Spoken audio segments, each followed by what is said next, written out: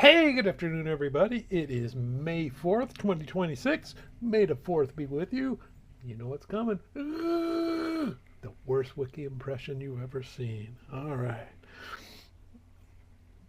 We are going to read today. Sorry. I have to do that every year. I think it's a law or something. Okay. We're going to read from Numbers chapter 11, and we're going to read from Psalm 48 today. What happens in Numbers 11? Well, we've taken the tent of meeting down. We packed everything up. They've set off to follow the pillar, the cloud and the pillar. They've reset their camp up. Everything seems to be going good, except that, well, now they're going to start complaining. And that's going to essentially be the theme for all of this desert wandering, is the people are never satisfied here. And they're going to complain to Moses, and Moses complains to God. So let's go ahead and we're going to start Numbers 11. Now when the people complained, it displeased the Lord, for the Lord heard it, and his anger was aroused. So the fire of the Lord burned among them and consumed some in the outskirts of the camp.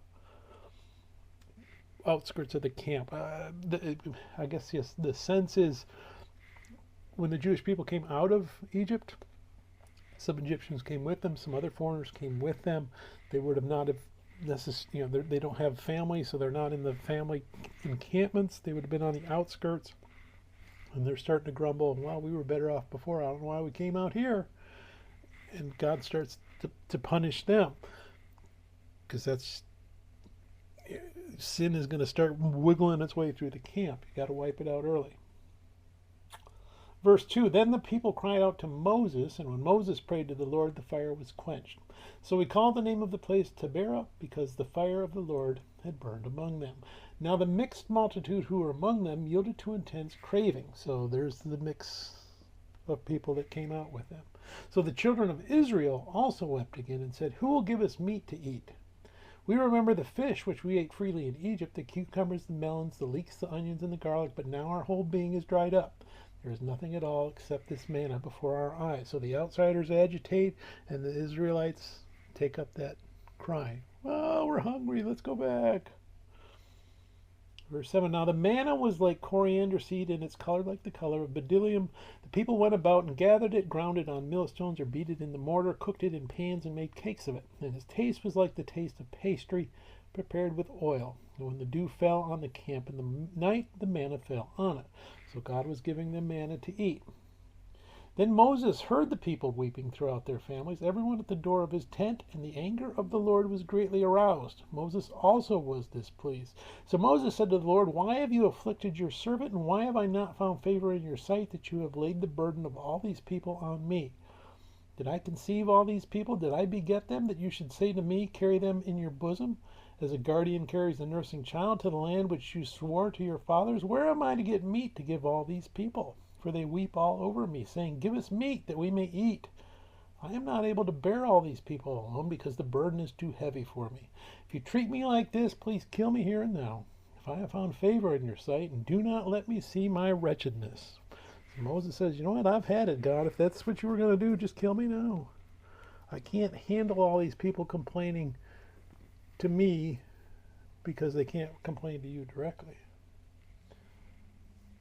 But God answers him. So the Lord said to Moses, gather to me 70 men of the elders of Israel, whom you know to be elders of the people, and offices over them. Bring them to the tabernacle of meeting, that they may stand there with you. Then I will come down and talk with you there.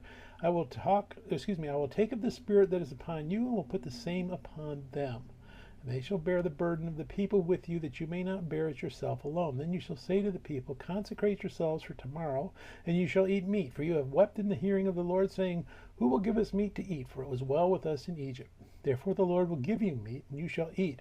You shall eat not 1 day, not 2 days, not 5 days, not 10 days, nor 20 days, but for a whole month, until it comes out of your nostrils and becomes loathsome to you, because you have displeased the Lord who is among you, and have wept before him, saying, why did we ever come up out of Egypt? And Moses said, the people whom I am among are 600,000 men on foot. You have said, I will give them meat that they may eat for a whole month.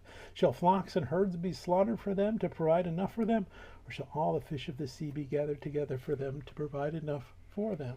Kind of foreshadowing the feeding of the 5,000 and the feeding of the 4,000.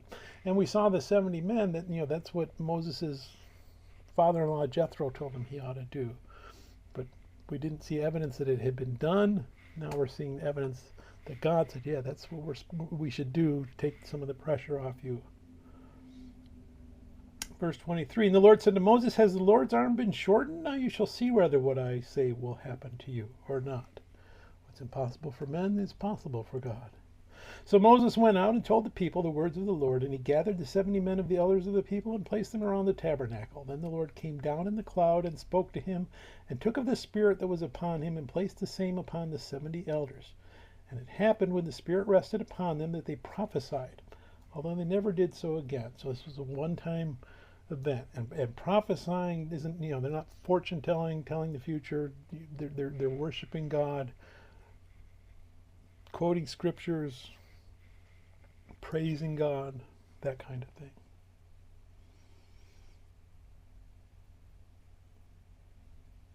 And it says it didn't take away from Moses. It was the same Spirit that Moses has, and it's been duplicated on there. So there's only one Holy Spirit. You either have it or you don't. Verse 26, but 2 men had remained in the camp. The name of one was Eldad, and the name of the other Medad. And the Spirit rested upon them. Now they were among those listed, but who had not gone out to the tabernacle, yet they prophesied in camp. And a young man ran and told Moses, and said, Eldad and Medad are prophesying in the camp. So Joshua the son of Nun, Moses' assistant, one of his choice men, answered and said, Moses, my Lord, forbid them. Then Moses said to him, are you zealous for my sake? Oh, that all the Lord's people were prophets, and that the Lord would put his Spirit upon them. And Moses returned to the camp, he and the elders of Israel.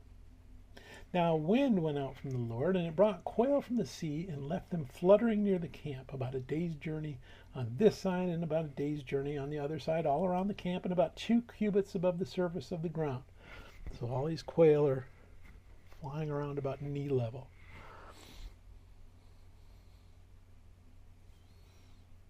And the people stayed, and verse 32, and the people stayed up all that day, all night, and all the next day, and they gathered the quail.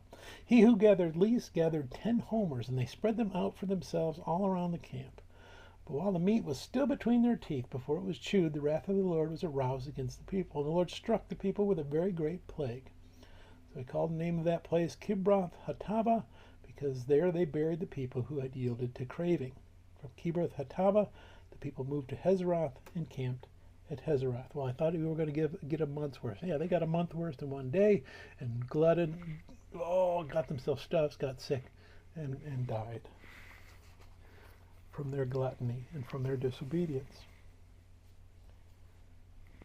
But I'm sure they're going to learn their lesson, and they'll shape up and fly right. Yeah, that's not right. Let's go ahead. We're going to move over to Psalm 48. The glory of God in Zion, a song, a psalm of the sons of Korah. Praise God for his greatness. This is what they should have done in the section of Numbers that we just read, instead of complaining. Great is the Lord, and greatly to be praised in the city of our God, in his holy mountain, beautiful in elevation. The joy of the whole earth is Mount Zion on the sides of the north, the city of the great king. God is in her palaces. He is known as her refuge. So we're worshiping God. We're substituting Jerusalem. Jerusalem is on Mount Zion. So we're thinking of it as his throne, I guess is one way to put it. And we're worshiping him by praising the throne that he sits on. For behold, the kings assembled, they passed by together, they saw it, and so they marveled. They were troubled, they hastened away. Fear took hold of them there, and pain as of a woman in birth pangs. And when you break the ships of Tarshish, with an east wind. As we have heard, so we have seen. In the city of the Lord of hosts, in the city of our God, God will establish it forever.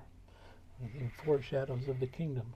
We have thought, O God, on your loving kindness in the midst of your temple, according to your name, O God. So is your praise to the ends of the earth. Your right hand is full of righteousness. Let Mount Zion rejoice. Let the daughters of Judah be glad because of your judgment. So the symbols have fallen away, and now we're just worshiping God. Walk about Zion and go all around her. Count her towers, mark well her bulwarks. Consider her palaces, that you may tell it to the generation following. For this is God. Now we're back to the symbol. Our God forever and ever. He will be our guide, even to death. May God bless the reading of his word, and may God bless you. Bye.